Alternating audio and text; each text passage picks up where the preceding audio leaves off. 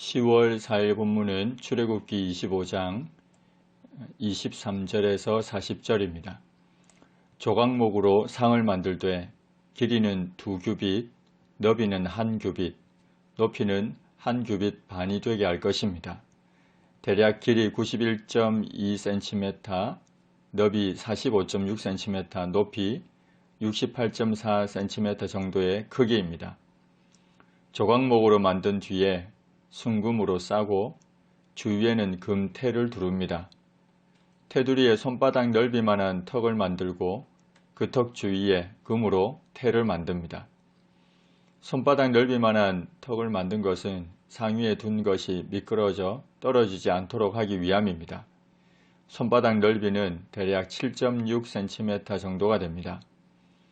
상을 위에 금고리 넷을 만들어서 그 네 발 위, 네 모퉁이에 달되 턱 가까이에 붙여서 답니다. 이것은 상을 맬 채, 곧 장대를 꿰을 곳입니다. 상 역시 채를 사용해서 어깨에 메고 옮겼습니다. 채는 조각목으로 만들고 금으로 입혔습니다. 대접과 숟가락과 병과 붓는 잔을 만들되 순금으로 만들 것입니다.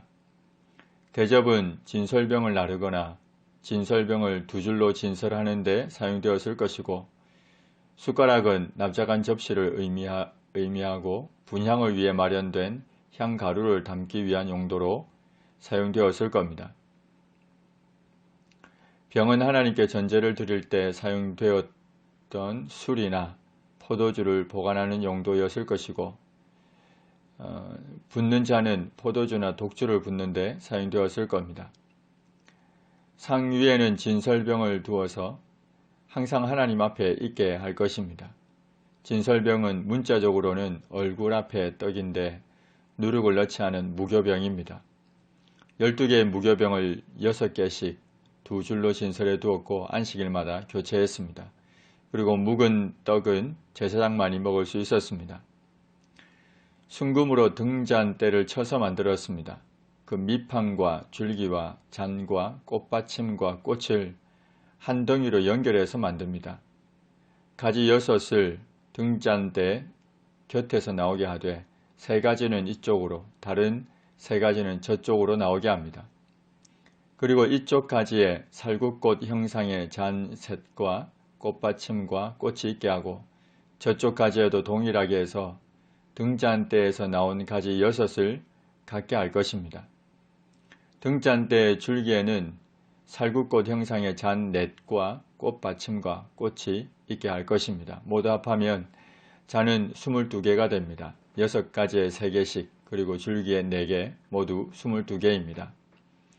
등잔대에서 나온 가지 6을 위해 꽃받침이 있게 하되 2가지 아래에 꽃받침 1개씩 있어서 줄기와 연결하도록 합니다.